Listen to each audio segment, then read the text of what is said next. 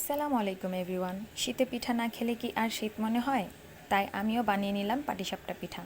পিঠার ব্যাটারের জন্য আমি নিয়ে নিচ্ছি 2 কাপ চালের গুঁড়া। এটা আমি বাজারের চালের গুঁড়া ব্যবহার করছি। 1/2 কাপ ময়দা আর 1/4 কাপ গুঁড়া দুধ। গুঁড়া দুধটা আপনারা চাইলে স্কিপ করতে পারেন। আর আমি শুকনো উপকরণগুলো চেলে নিব। মসৃণ হবে পিঠাগুলো।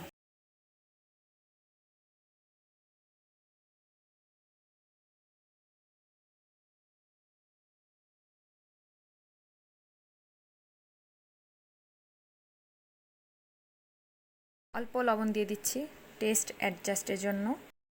একটা হ্যান্ড হুইস্কের সাহায্যে সব কিছু মিশিয়ে নিচ্ছি। তারপর গলানো গুড় ব্যবহার করব। এই গুড় আমি গরম পানিতে গলিয়ে নিয়েছি, তারপর ছেঁকে নিয়েছি। এখানে 1 কাপের বেশি গুড় আছে। অল্প দিব, মিশাবো।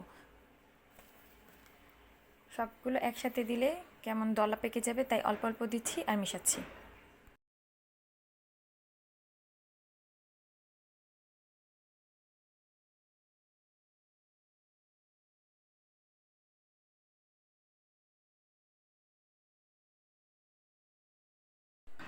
এক কাপ পানি ব্যবহার করব। আর 1 কাপ পানি দিয়ে আমার হয় নাই, আর একটু পানি লেগেছে, আরও 1/2 কাপের মতো পানি লেগেছে। আপনারা ব্যাটারটা যখন রেডি করবেন তখন আপনাদের মতো রেডি করবেন, কারণ আমি এখানে শুকনো চালের গুঁড়ো নিয়েছি। আপনারা যদি ভিজা চালের গুঁড়ো নেন তাহলে আপনাদের আরেকটু পানি কম লাগতে পারে।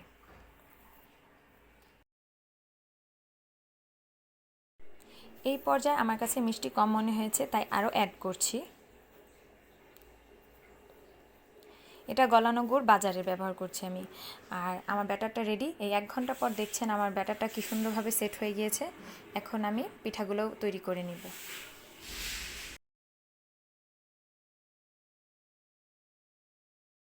আর ব্যাটারের কনসিস্টেন্সিটা দেখেই বুঝতে পারছেন কেমন হয়েছে। এরকমই করবেন।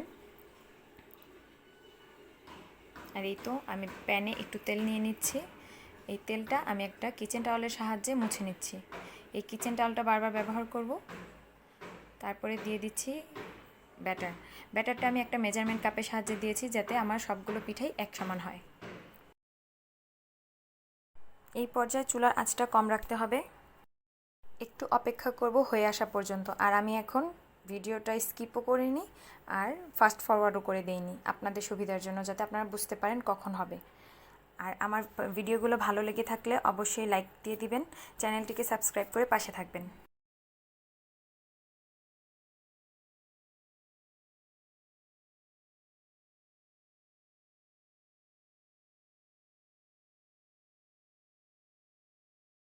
আমি এখানে রেডিমেড খিরসা ব্যবহার করছি।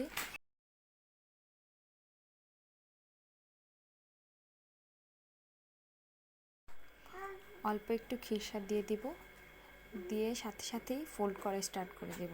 একটু ছড়িয়ে দিচ্ছি, এই যে ফোল্ড করছি। কিভাবে ফোল্ড করছি এটা তো দেখেই বুঝতে পারছেন। আর সাবধানে ফোল্ড করতে হবে যাতে ভেঙে না যায় পিঠাগুলো।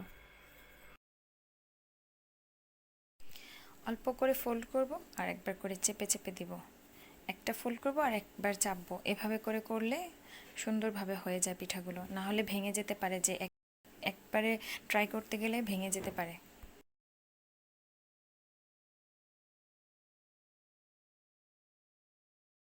ফোল্ড হয়ে গেলে পিঠাগুলো একটু চেপে চেপে লাল করে নিব, এপিট ওপিট করে লাল করে নিব।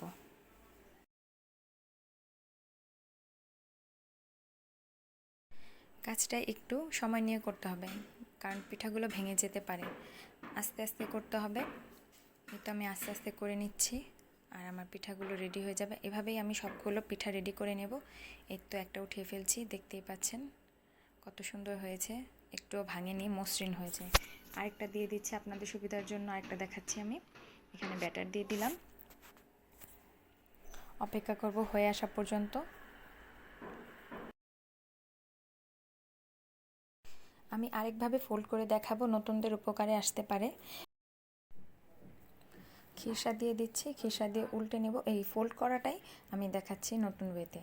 এটা আমি 2টা স্প্যাচুলার সাহায্যে করছি, যাতে ভেঙে না যায়। যারা নতুন কাজ করছেন, যারা নতুন পাটিসাপটা পিঠা বানাতে চাচ্ছেন, তাদের জন্য এই টিপসটা। একটা স্প্যাচুলা দিয়ে ধরবো আর একটা স্প্যাচুলা দিয়ে ফোল্ড করার চেষ্টা করব। আস্তে করে ফোল্ড করব আর একটা স্প্যাচুলা দিয়ে ধরে রাখবো।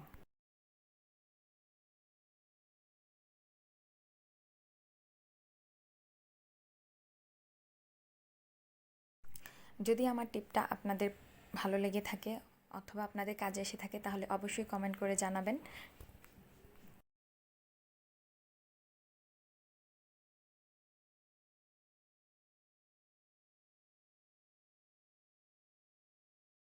এই তো দেখতে পাচ্ছেন আমার পিঠাগুলো রেডি হয়ে গিয়েছে আর ভাঙেও নি।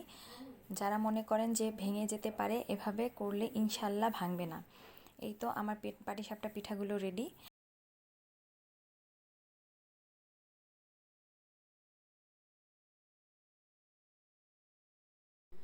আজকের জন্য এতটুকুই। দেখা হবে ইনশাল্লাহ নেক্সট ভিডিওতে। আল্লাহ হাফেজ।